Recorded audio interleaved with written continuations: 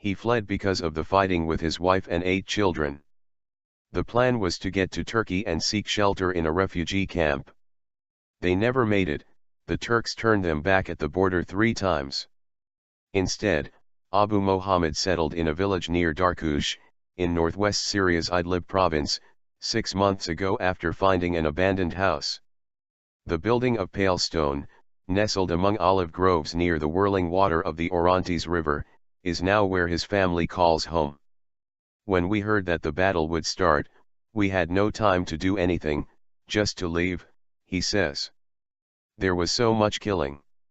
It was the second time the 48-year-old and his family had been displaced, as rebels and government forces slugged it out in his city of Jisr al-Shughur. That first time, he said, the family returned to find their house looted and ransacked. We lost everything, said Mohammed. Throughout Syria, internally displaced persons, IDPs, eke out a fragile existence. Staying with relatives or in abandoned properties, moving through fields and along roads. And always they are stalked by the bitter war that has torn this country apart the past 26 months, claiming about 90,000 lives, laying waste to infrastructure, and threatening to ignite a broader, regional confrontation.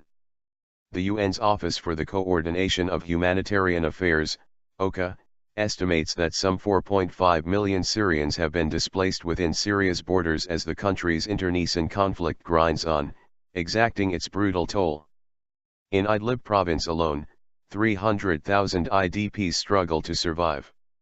IDPs have often been the invisible and forgotten victims of this brutal conflict and are largely sidelined by the political wrangling between all parties to the conflict and their international backers, said Donatella Rovera from Amnesty International in recent release. During the first quarter of 2013, Syria's IDP population doubled, prompting OCHA to issue an appeal for $4 billion in funding to meet the demands of supporting displaced Syrians. There are 1.25 million displaced in the main city Aleppo, in the eastern Hasakeh province fringing the Iraqi border. 207,000 people have been forced from their homes, while neighboring Ar-Raqqa is host to some 230,000 IDPs. In the rural areas surrounding the capital, Damascus, 705,200 people are displaced and more than 1 million are in need of aid. Economic ruin.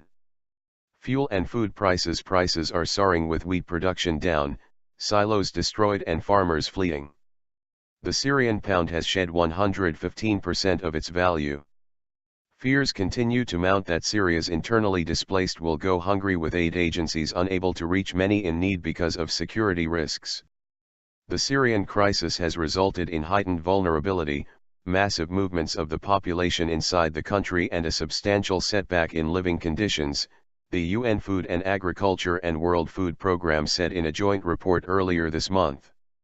Economic decline, the loss of jobs and livelihood, as well as the impact of economic sanctions have increased vulnerability among large sections of society. As the long hot Levantine summer drags on, people displaced by the war are particularly at risk of communicable disease, according to the World Health Organization, WHO. Measles and acute diarrhea cases are increasing, and WHO has warned the likelihood of outbreaks of waterborne diseases, typhoid, cholera and hepatitis, among IDP populations is high. We don't have the tools or medicine we need, said Dr. Ahmed Khatib from Orient Hospital near Yacoubia, a Christian village in Idlib province. The hospital, shelled earlier this month, treated 1,938 patients in June, ranging from common colds to multiple trauma wounds sustained from flying shrapnel. We do our best but are limited by what resources are available, said Khatib. Trapped. The house Mohammed and his family settled in belonged to an Alawite family, supporters of Syrian President Bashar al-Assad. Assad is from the Alawite sect, an offshoot of Shia Islam. The family fled as rebel brigades, now largely made up of ultra-conservative Sunni Muslims, consolidated control over Idlib's farmlands. Yet the provincial capital, the city of Idlib, remains firmly under government control, locked down. The government is taking the fight hard to the rebels, seeking to drive them from farms in the country's north, away from the Alawite hinterland. Assad is looking to secure the border areas with Turkey and Idlib, cutting off arms supplies and the movement of foreign fighters into and out of the country. The regime's warplanes have bombarded rebel positions and villages throughout Idlib province in recent weeks, while its troops seek to secure fresh positions. Widowed Camel, 38, lives on a property with her 6 daughters on the outskirts of Darkush, in the foothills of the Syria mountains. They walked out of Jisr al-Shughur 6 months ago amid shelling and gunfire, as the regime and rebels battled in the streets. Camel said she has received just 2 packages of aid since, some flour and sugar.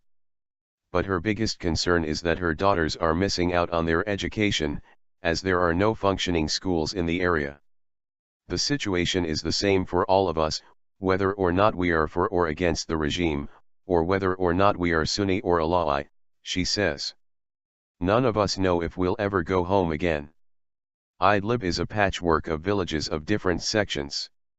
Alawites, Sunnis and Christians previously shared the land, but as Syria's war took on increasingly sectarian dimensions, it proved a combustible mix. Yet for Mohammed, that is of little consequence. I don't care about them, or feel sorry for them, he says. The Alawites are very bad. They are al-Shughur government-backed militia. In the furniture-less home, thin flower print mattresses lay on the floor, and torn-out electrical cables hang from the walls. The window glass is gone, as are the doors. A copy of the Muslim holy book the Quran hangs from a wall. A toddler, one of Mohammed's daughters, crawls along the floor.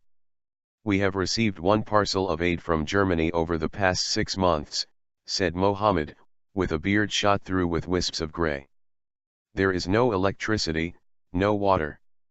Food is too expensive, there is nothing at all. We can't go to Turkey and we can't go home. What do we do?